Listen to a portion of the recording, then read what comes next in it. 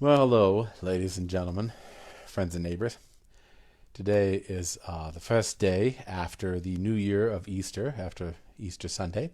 It's a blustery, strange day here in Minnesota where you have snow, blinding snow, 1 minute, and it flips and suddenly it's sunny out and blue sky. It's very, very odd. So it's a cold day, though I hear it's supposed to get warmer. So, April in Minnesota, right? One that april with the Sarah shoot hath bathed, hath every vein pierced to the road, and bathed every vein in swish the cour of which engendered is the fleur, blah, blah, blah, as Chaucer says. So here in Minnesota, we aren't ready yet for our pilgrimage. We are only ready for slightly going outside, maybe doing a little tinkering in the garden. But we are ready today, I think, maybe to read a bit more of William Shakespeare's Romeo and Juliet. And the hope is that we will finish this play this week. I'm still debating on what next to read, but there are plenty of options there. I was thinking of reading some good poetry and reading perhaps Hamlet, one of my other favorite Shakespeare plays, maybe even delving into reading something that is obscure, like The Lathe of Darkness, for instance, or maybe reading Wizard of Earthsea, something like that. That'd be fun. We'll see. Anyway, let's talk today a little bit about Shakespeare and the nature of tragedy, because we haven't really done much about that. So hopefully you have your substantial liquidation here, and you have your Romeo and Juliet copy with you, which there's mine, and you're ready to go here. We'll do a little bit of talk and a little bit of reading together, and we'll see what Shakespeare has to say to us. Now, the first thing that I want to point out here in reading is that when we do any kind of study of a text, we want to really try as much as possible to avoid reading into the text. Okay, so we don't want to come at a text and look for things we want to find. We don't want to come into a text and poke around with preconceived notions. That's called eisegesis, and that's not really legitimate. It's sort of like, I don't know, looking for post-feminist readings in Chaucer or in Beowulf, and they're not really there. Or if we wanted to read how Beowulf, for instance, was an economic struggle between the haves and the have-nots in a sort of Marxian way, it isn't. And so to read with that in mind, or trying to find that, really doesn't allow you to understand what the author wants you to take away from the text. So eisegesis is not something we want to do. The thing we try to do is to draw out of the text what the author is actually trying to say. And we do this by reading other commentators, by reading other texts that the author provides for us, by looking for little clues along the way in the text itself that will give us an idea of what the author is trying to do. And that's called exegesis. So you have eisegesis and exegesis. And if you want eisegesis, bad. Exegesis, good. Okay, so we want to do exegesis. And when we go to think about Shakespeare, it's always good to read commentators on him, but it's also good to read his other works, and it's good to read his sonnets. And it's also good to read texts that surrounded him or that were preceded him that he might be familiar with, because that allows us an insight into what he was thinking about, drawing from, working with, etc., etc., etc. We've already looked at 3 of his sonnets. We've looked at sonnet 147 most recently, and actually the most recent one I think was 116, let me not to the marriage of true minds admit impediments. We've also looked at sonnet 147, which is my love is as a fever longing still. And I have made the claim so far that a lot of this play has been an embodiment of sonnet number 129, which is lust in action, and talking about lust in action. And just as a quick reminder of that, he says of lust in action, the expense of spirit and a waste of shame. He says, lust in action is perjured, murderous, bloody, full of blame, savage, extreme, rude, cruel, not to trust, Enjoyed, no sooner but despised straight. Past reason hunted, no sooner had, but past reason hated as a swallowed bait. On purpose laid to make the taker mad. Did you write all that down? Good. Good. Okay. So keep that in mind, because we're going to see a bit of that with young Miss Capulet here when we read. Now, one of the things to keep in mind is that Shakespearean tragedy is not tragedy in the way that we use the word. So we use tragedy in a slightly different way than Shakespeare's audience would have thought.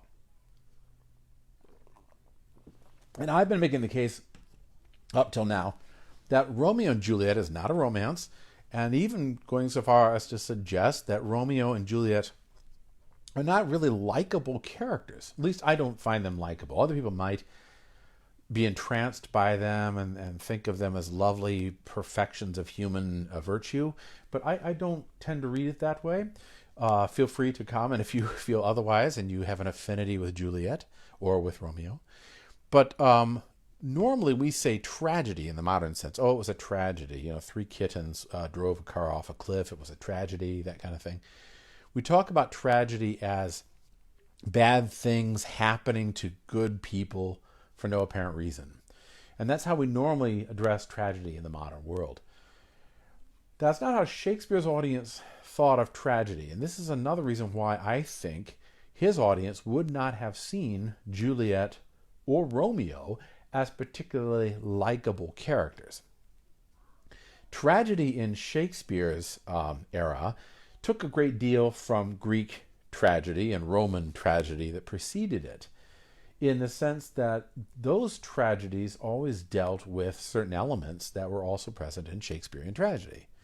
Now, Shakespeare probably didn't have direct access to Greeks or Romans, at least not the majority of them, though there were some texts that had been printed during his era, and they had been put forth by Gutenberg and other publishers in a format that he could have had access to. But he would have had a sense of what tragedy was like, which was similar to what the ancients saw tragedy being. In the ancient world, tragedy, the very word, comes from 2 Greek words, tragos and oidos. And tragoidos was basically the making or the art of the goat, the song of the goat. It basically probably evolved from ancient cultures taking a goat and throwing it off a cliff as a sacrifice, where they would put ribbons on the goat and paint it up, and then they would either drive it out of the town or they'd throw it off a cliff, and all their sins would be driven out of the town with the goat. Okay, that was a sacrificial animal. He was the scapegoat, and in that sense, the little goat would sing a little song about how awful it was about this thing happening to him, and that's where we get tragoidos, tragedy. It might have been that earlier it was a human sacrifice. It's hard to say that human sacrifice was eventually replaced with a goat, and that's why a goat could sing a little song, which otherwise, a goat song would just be bleh, which wouldn't be very entertaining. But the tragoidos that we gained from the Greeks was essentially that song of the goat, the song of the sacrificial animal. And it was based upon the idea that the main character, the first sufferer, the protagonist, agonistus, this first sufferer was not a good, pure, perfect person. They were normally somebody who was wealthy or powerful or good-looking or young, and they normally were very proud. So they suffered from a character flaw, hamartia, that's what it's called, and that character flaw was normally pride. They thought they were the best thing since hot Kalamata olives, and so they were ready to take on the world. And in the midst of their pride, they could not see that they were doing wrong or harm to others.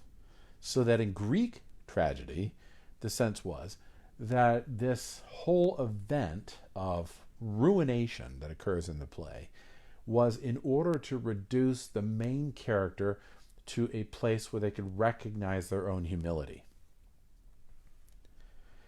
Greek tragedy had a person falling from a high place to a low place due to circumstances that were not entirely beyond their control. They were circumstances that they themselves created or set up.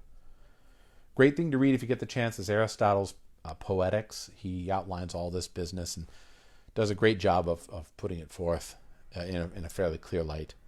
Now, Shakespeare, of course, who's writing 1600 and some plus years later than the Greek tragedians, is writing something similar, though not exactly the same.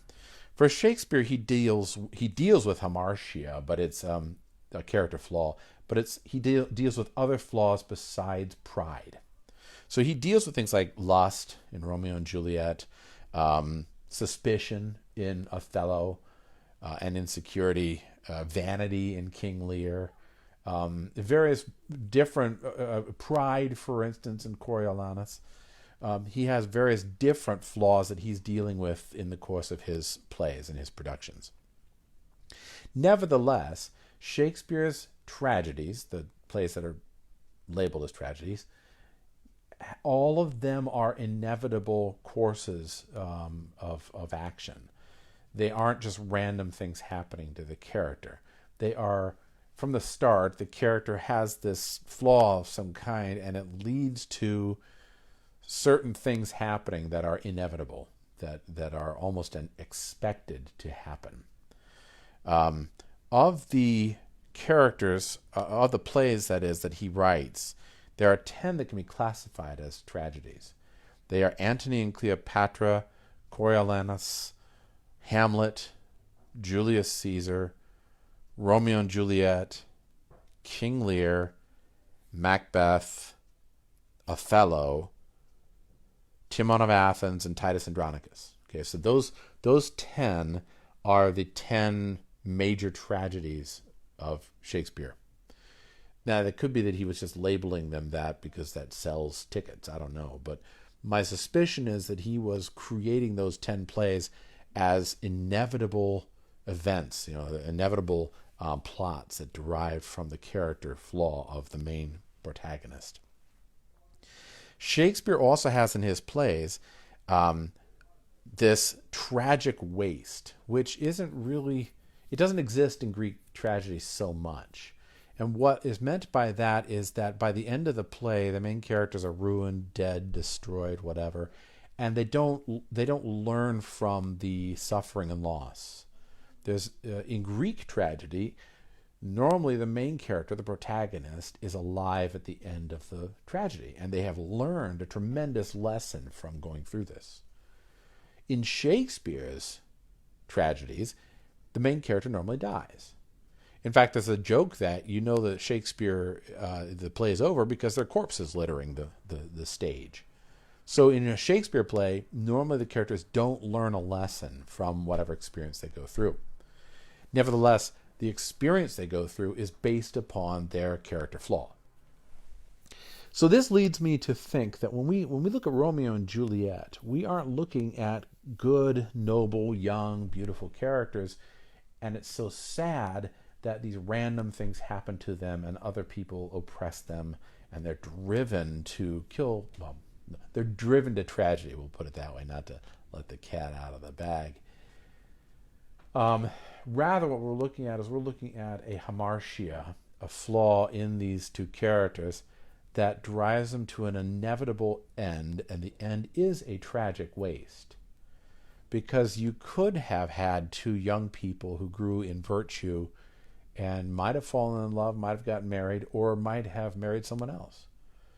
And because that is the case, we are dealing with this Shakespearean tragedy, which is not about good people. It is not about romance. It's about, tragedy, about awfulness.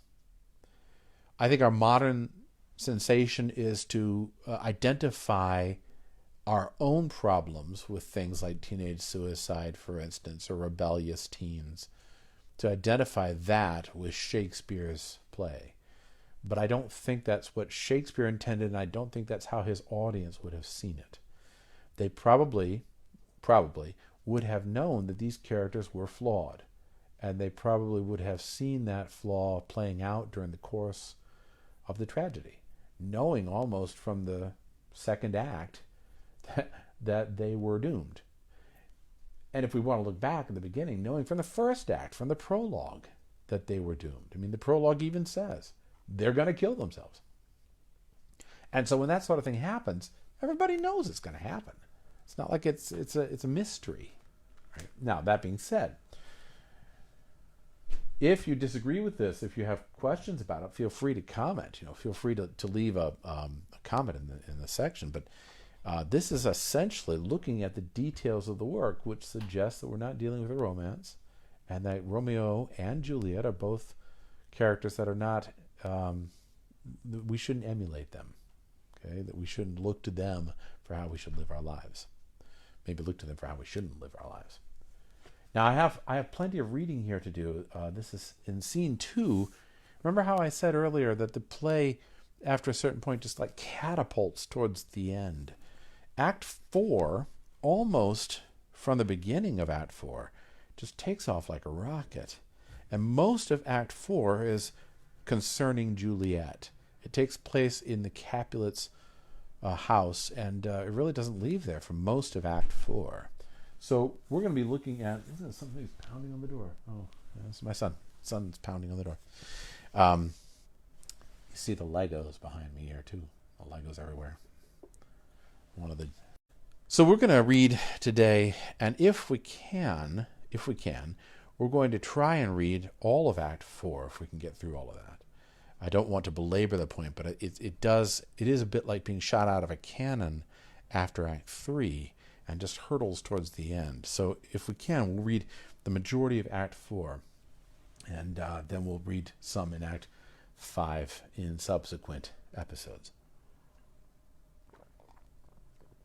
So, fire up your liquid cannon there, and then we'll get Romeo and Juliet underway, and we'll read together. Romeo and Juliet, Act 4, Scene 2. A hall in Capulet's house. Enter Capulet, Lady Capulet, nurse, and 2 serving men. Capulet says, "So many guests, invite as here are writ. Sirrah, go hire me 20 cunning cooks." The second servant says, "You shall have none ill, sir, for I'll try if they can lick their fingers." "How canst thou try them so?" says Capulet. "Marry, sir, 'tis an ill cook that cannot lick his own fingers. Therefore he that cannot lick his fingers goes not with me." "Go, be gone," says Capulet. Exit the second servant. "We shall be much unfurnished for this time. What, is my daughter gone to Friar Lawrence?" The nurse says, "Aye, forsooth." "Well, he may chance to do some good on her. A peevish, self-willed harlotry it is." Enter Juliet. "See where she comes from shrift with merry look," says the nurse. "How now, my headstrong? Where have you been gadding?" "Where I have learned me to repent the sin of disobedient opposition to you and your behests," says Juliet, "and am enjoined by holy Lawrence to fall prostrate here, to beg your pardon. Pardon, I beseech you. Henceforward I am ever ruled by you." Capulet says, "Send for the county. Go tell him of this. I'll have this knot knit up tomorrow morning." "I met the youthful lord at Lawrence's cell, and gave him what becomed love I might, not stepping o'er the bounds of modesty." "Why, I am glad on't. This is well. Stand up. This is as it should be. Let me see the county. Aye, may I go, I say, and fetch him hither. Now, afore God, this reverend holy friar, all our whole city is much bound to him." "Nurse, will you go with me into my closet to help me sort such needful ornaments as you think fit furnish me tomorrow?" Lady Capulet says, "No, not till Thursday. There's time enough." "Go, nurse," says Capulet. "Go with her. We'll to church tomorrow." Exeunt Juliet and the nurse. "We shall be short in our provision," says Lady Capulet. "'Tis now near night." "Tush, I will stare about," says Lord Capulet. and all things shall be well. I warn thee, wife. Go thou to Juliet, help to deck up her. I'll not to bed tonight. Let me alone. I'll play the housewife for this once. What? Oh, they are all forth. Well, I will walk myself to County Paris to prepare him up against tomorrow. My heart is wondrous light, since this same wayward girl is so reclaimed. Exeunt. That's kind of sad. Lord Capulet is just so excited. He's so excited. Notice he shifts the wedding back a day. They're planning to have it on Thursday, and now it's Tuesday, and Capulet says, let's do it tomorrow. He's so excited to have his daughter married. Kind of sad, especially knowing what's going to happen. So, my son's yelling in the back, so pardon the noise. Scene 3, Juliet's chamber. Enter Juliet and the nurse. Aye, those attires are best. But, gentle nurse, I pray thee, leave me to myself tonight, for I have need of many orisons to move the heavens to smile upon my state, which thou well knowest is cross and full of sin. Enter Lady Capulet. What, are you busy, ho? Need you my help? No, madam. We have called such necessaries as are behoveful for our state tomorrow. So please you let me now be left alone, and let the nurse this night sit up with you, for I am sure you have your hands full all in this so sudden business. Lady Capulet says, good night. Get thee to bed and rest, for thou hast need. Exeunt Lady Capulet and the nurse. Farewell. God knows when we shall meet again. I have a faint cold fear thrills through my veins that almost freezes up the heat of life. I'll call them back again to comfort me. Nurse! What should she do here? My dismal senile needs must act alone. Come, Vial. What if this mixture do not work at all? Shall I be married then tomorrow morning? No. No, this shall forbid it. Lie thou there. She lays down a dagger. What if it be a poison, which the friar subtly hath ministered to have me dead, lest in this marriage he should be dishonoured, because he married me before to Romeo? Oh, fear it is, and it methinks it should not, for he hath still been tried a holy man. How if, when I am laid into the tomb, I wake before the time that Romeo come to redeem me? Oh, that's a fearful point. Shall I not then be stifled in the vault, to whose foul mouth no healthsome air breathes in, and there die strangled ere my Romeo comes? Oh, if I live, is it not very like the horrible conceit of death and night, together with the terror of the place, as in a vault, an ancient receptacle, what, for this many 100 years, the bones of all my buried ancestors are packed, where bloody Tybalt, yet but green in earth, lies festering in his shroud, where, as they say at some hours in the night, spirits resort. Alack, alack, it is not like that I, so early waking, what with loathsome smells and shrieks like mandrakes torn out of the earth, that living mortals hearing them run mad. Oh, if I wake, shall I not be distraught, environed with all these hideous fears, and madly play with my forefather's joints, and pluck the mangled Tybalt from his shroud, and in this rage with some great kinsman's bone, as with a club dash up my desperate brains? Oh, look, methinks I see my cousin's ghost, seeking out Romeo, that did spit his body upon a rapier's point. Stay, Tybalt, stay. Romeo, I come. This do I drink to thee.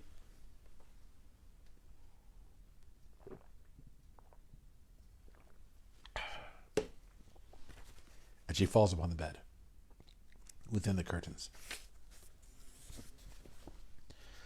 Scene 4, the hall in Capulet's house. Enter Lady Capulet and the nurse. Lady Capulet. Hold. Take these keys and fetch more spices. Nurse. They call for dates and quinces in the pastry, says the nurse. Enter Lord Capulet. Come, stir, stir, stir. The second cock hath crowed, the curfew bell hath rung, 'tis 3 o'clock. Look to the baked meats, good Angelica. Spare not for cost. The nurse says, Go, you cock queen, go. Go you to bed, faith. You'll be sick tomorrow for this night's watching. No, not a whit. Oh, what? I watched here now all night for lesser cause, and never been sick. Lady Capulet says, Aye, you have been a mouse hunt in your time, but I will watch you from such watching now. Exhaled Lady Capulet to the nurse. A jealous hood, a jealous hood. Enter 3 or 4 serving men with spits and logs and baskets. Now, fellow, what's there? What's there? Oh, things for the cook, sir, but I know not what. Oh, make haste, says Lord Capulet. Sirrah, fetch dryer lugs. Call Peter.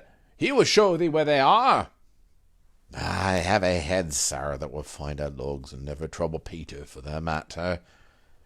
Mass and well said. Ha! A merry horse, son. Ha! Thou shalt be a loggerhead.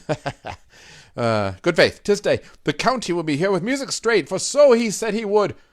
I hear him near. Nurse! Wife! What ho? What, nurse, I say? Re-enter the nurse. Go and waken Juliet. Go and trim her up. I'll go and chat with Paris. Hi, make haste. Make haste. The bridegroom he is. Come already. Make haste, I say. And they all leave, exeunt. Interesting to note in there where he says a jealous hood. That's jealousy, right? Jealousy.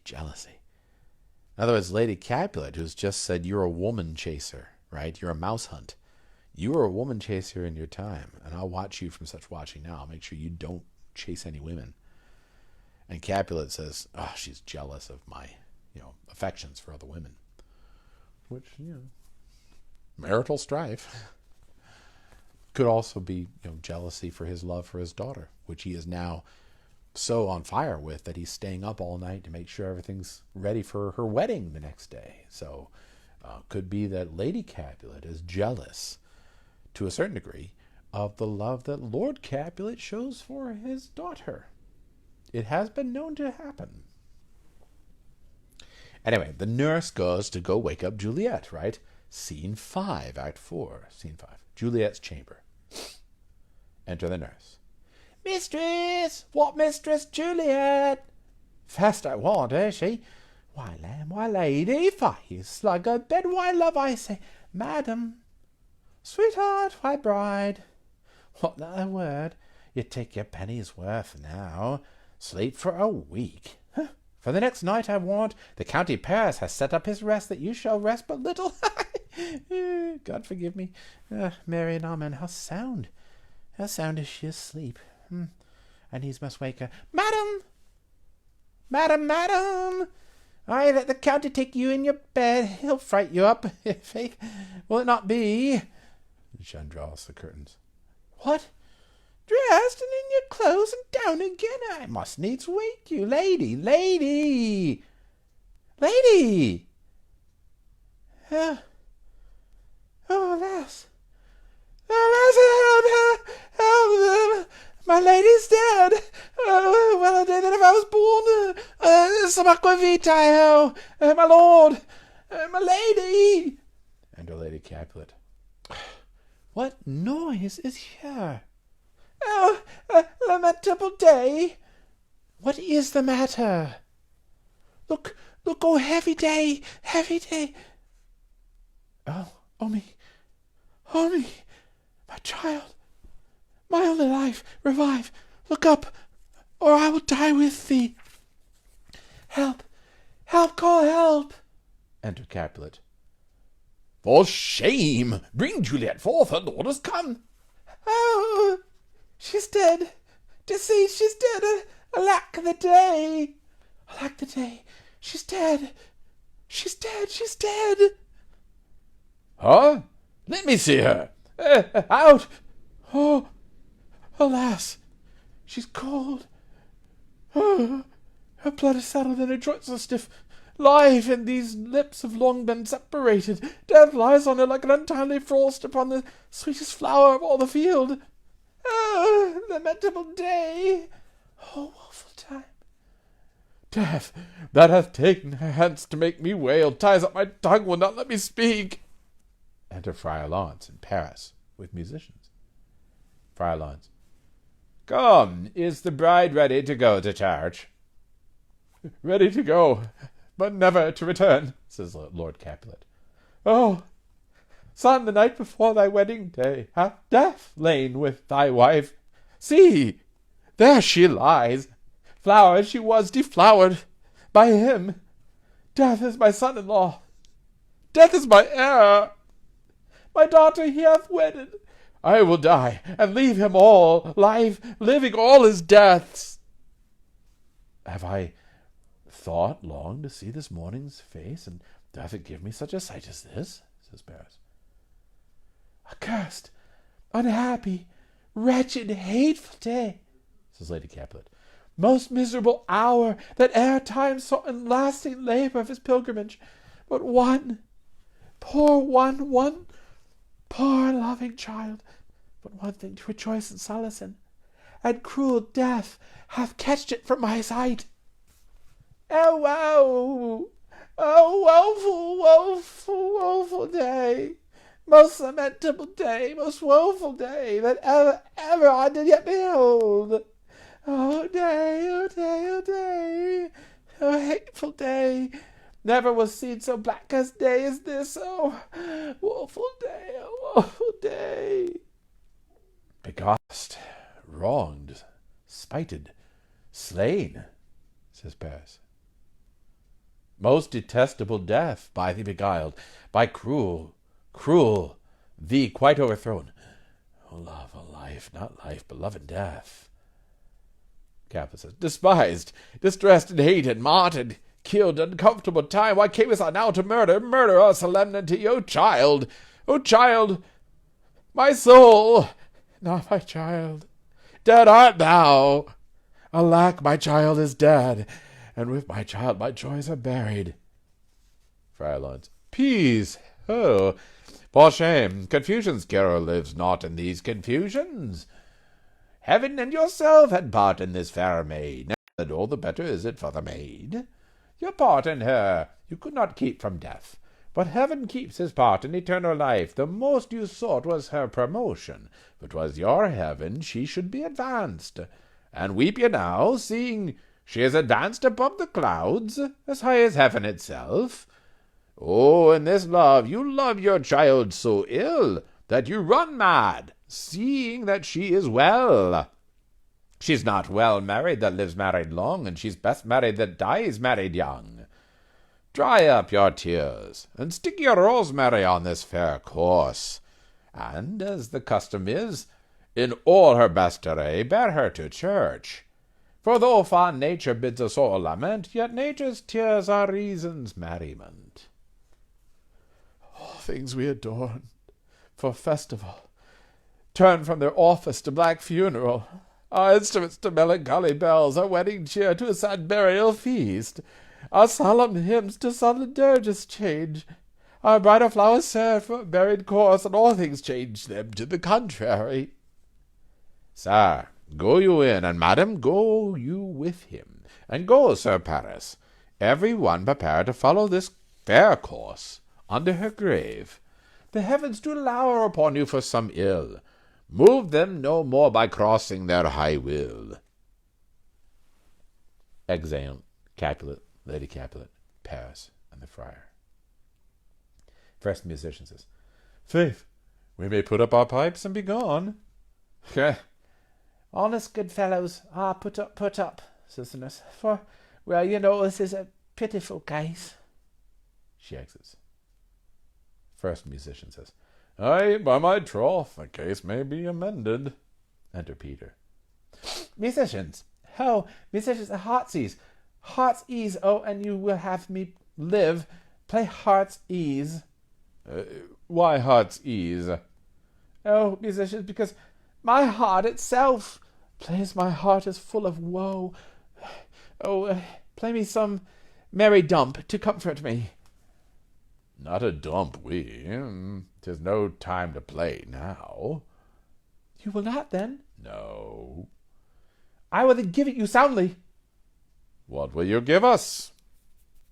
No money, on my faith, but the gleek. I will give you the minstrel. Then will I give you the serving creature. Then will I lay the serving creature's dagger on your pate. I will carry no crotchets. I'll ray you, I'll fire you. Do you note me? And you ray us and fire us, you note us. Second musician says, Pray you, put up your dagger, and put out your wit. Then have at you with my wit. I will dry beat you with an iron wit, and put up my iron dagger. Answer me like men. When griping grief the heart doth wound, and doleful dumps the mind oppress, the music with their silver sound. Why silver sound? Why music with their silver sound? What say you, Simon Catling? Marry, sir, because silver hath a sweet sound. Pretty. What say you, Hugh Rebeck? I say silver sound, because musicians sound for silver. Pretty, too. What say you, James Soundpost? Oh, faith, I know not what to say. I cry you mercy. You are the singer. I'll say for you. It is music with her silver sound, because musicians have no gold for sounding. Then music with her silver sound with speedy help doth lend redress. He exits. What a pestilent knave is this same. Hang him, Jack. Come, we'll in here. Tarry for the mourners, and stay for dinner. Exeunt. And that ends Act IV. And like I said, Act IV just like being shot out of a cannon. It's just one thing after another, and suddenly Juliet's dead. And they're all mourning like mad. Some people have suggested before that the mourning that goes on when they find Juliet dead is excessive. It may be in reading. I think on stage when they're all doing it at the same time, because you can't do that in text. But you can do it at the same time on stage. They can all speak at the same time. And when they do, the sense that one gets actually is that this is heartfelt. I think that the reaction of Lord Capulet and the nurse is extremely heartfelt. They really think she's dead, right? They have no idea that she's taken a potion that will allow her to wake up again. As a matter of fact, in that long, worrisome speech that Juliet gives, she has no idea she's taken a potion that's going to wake her up again. I mean, she's been told that by Friar Lawrence, but she even thinks maybe he's lying to her. What if he has given her poison and she's really going to die? And she's terrified of it. And the thing that prompts her to take it finally is just that she wants to see Romeo again. But when they discover her dead corpse, her corpse, they all have this reaction of, this is really awful. And they're moaning and weeping about it. I mean, even Lady Capulet comes in and says, this is really bad. I think that her subdued reactions to Juliet while she was alive, suddenly the dam breaks and you realize Lady Capulet too has affection for her daughter, even though she's tried to suppress it. And even though she's annoyed with her frequently. And then there's that very odd, I think, reaction of Friar Lawrence. And this is another reason for me not to like Friar Lawrence very much.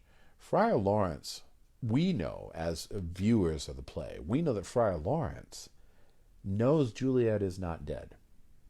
You know, it's like the Monty Python. It's not dead, it's only sleeping, right? Friar Lawrence knows she's not dead, she's only sleeping. And that she will come alive again. But if you're an outside observer, and if you see dead Juliet and the reactions of mom and dad and the nurse, and they are really distraught, and even Paris is distraught by this, and then Friar Lawrence says, oh, stop crying. You know, she's in heaven now. Everything's fine. God loves her. And it's because of some fault of your own that she died. And if that was what the priest said, what would be your reaction? What would you think of that priest saying those certain things? Wouldn't that be, I don't know, offensive to say the least? It seems to me that Friar Lawrence, from an outside observer, comes across as being really cold and emotionless in this, and cruel almost, when he says that the heavens do lower upon you for some ill, right? Move them no more by crossing their high will. Get that girl into the grave, because she died because God was against you. You must have done something wrong that caused the death of your daughter, and now you need to get her in the grave. Imagine being the parent of that kid that died, and the priest says, well, she died because of your sins. That would, I think, be offensive to say the least, and cruel, and heartless, and emotionless. Now, we know as an audience that Friar Lawrence is trying to move the ball forward so that Juliet can be in the grave, so she can wake up, so Romeo can find her, blah, blah, blah, blah, blah. But if we didn't know that, what he has to say would be, I think, highly negative. And I think it's tremendously telling that Shakespeare sets up the scene, the emotional content of the scene here, so that Lord Capulet, who is all on fire to get his daughter married, he's all excited and happy about it, is completely clueless when the thunderbolt hits of her death. He doesn't see it coming at all, and so it's much more impact.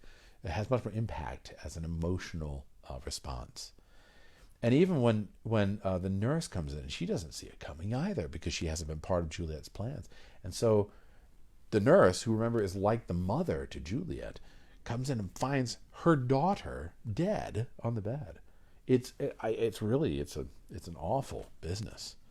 And as an audience, we can say certainly, well, Juliet's going to wake up, but if we didn't know that, it would be horrible to come in and find your daughter, dead in that way. Juliet's speech before she takes the vial has always struck me as interesting too, because here she has a long soliloquy. It's called a soliloquy, is where the character expresses their inner thoughts to the audience. They're alone and they express what they're thinking and feeling. And here she expresses about her worries about, what if I'm going to take poison and really die? Or what if I take this potion and then I wake up and Romeo's not there and I'm trapped in the tomb with all those bones and I go crazy and I beat my head in with the femur of my uncle or whatever. Or if I grab Tybalt or whatever. And she kind of works herself up through these fears, which we could say are legitimate. It's true. But it's also hearkening back to that whole idea that lust unbridled is fearful. It's a fearful condition to be in. It's a condition where you're always terrified of being trapped, or terrified of finding yourself in a tomb, and the world being a tomb. And Juliet is terrified. She's going to wake up and find herself in a tomb suddenly. And then she has this really, I find this startling.